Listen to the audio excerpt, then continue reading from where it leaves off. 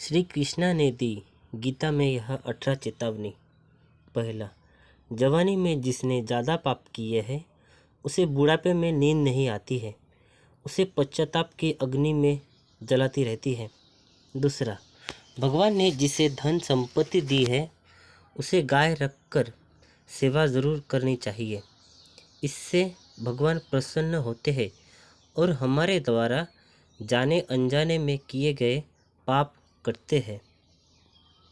तीसरा, जुआ, मंदिरापान, परिस्त्री, गमन, हिंसा, असत्य, मद, अशक्ति और निर्दयता इन सब में कलयुग का वास है, इसलिए इनका एक और नाम है घोर पाप। चौथा, अधिकारी शिष्य यानी जो ज्ञान प्राप्त करने के लिए परिश्रम करते हैं उन्हें सद्गुरु अवश्य मिलता है। पांचवा, भगवान श्री कृष्ण कहते हैं कि मनुष्य को अपने हृदय को बार बार समझाने की कोशिश करनी चाहिए कि ईश्वर के सिवाय उसका कोई नहीं है।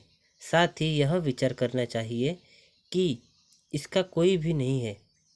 इस ब्रह्मांड में जो उसका साथ देगा वो सिर्फ परमात्मा है। छठवां, भोग में क्षणिक सुख प्राप्त होता है, साथ ही त्याग में स्थायी। सातवां, श्री कृष्ण कहते हैं कि सत्संग ईश्वर की कृपा से मिलता है, परंतु कुसंगति के पड़ना मनुष्य के अपने ही विचारों के कारण होता है।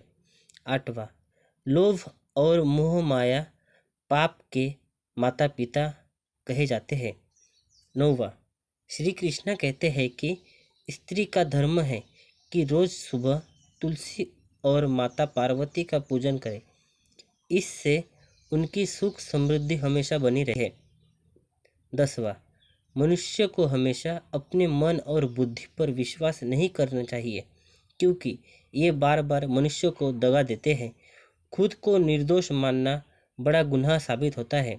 11वां, पति पत्नी पवित्र रिश्ता बनाए रखने से भगवान पुत्र के रूप में उन्हें घर आने की इच्छा रखते हैं। 12वां, भगवान इन सभी कसौटियों पर जांच पर कर मनुष्य को अपनाते हैं, इसीलिए मन में कभी भी गलत विचार नहीं रखने चाहिए। सबके साथ सदैव प्रेम भाव से रहना चाहिए। 13वां, सुख एवं दुख मनुष्य के भीतर ही निवास करते हैं, परंतु मनुष्य उसे घर में, स्त्री में, पुत्र में और संपत्ति में बाहरी सुख प्राप्ति के लिए ढूंढ रहा है। 14वां, भगवान श्री कृष्ण कहते हैं कि उपासना केवल शरीर से ही नहीं मन से भी करनी चाहिए। ईश्वर का बंधन उन्हें प्रेम बंधन से बांधता है। 15, मनुष्य की वासना ही उसके पुनर्जन्म का कारण होता है। 16, मनुष्य इंद्रियों के अधीन है, इसलिए उनके जीवन में विकार और परेशानियां आती हैं। 17, मनुष्य के अंदर धैर्य, सदाचार, स्नेह और सेवा जैसे गुण बिना सत्संग के नहीं आते हैं। 18, श्री कृष्ण कहते हैं कि जिस प्रकार शरीर के वस्त्र मैले होने पर उन्हें साफ करते हैं, उसी प्रकार मन के मैल को भी साफ करना चाहिए। दोस्तों, जीवन की सारी समस्याओं का हल हमारे धर्म ग्रंथों में ही है। अगर हम इन्हें पढ़ते हैं, समझते हैं, तो हमारे जीवन में आने वाली बड़ी से बड़ी समस्याओं को सामना किया जा सकता है। लेकिन आज की इस भाग दौड़ भरी जिंदगी में किसी को पढ़ने का समय नहीं होता, इसलिए हम आपके लिए धर्म ग्रंथ, वेद पुराण, पौराणिक कथाएं और भगवान से जुड़ी सभी तरह के कथाएं हमारे इस चैनल पर लाने जा रहे हैं।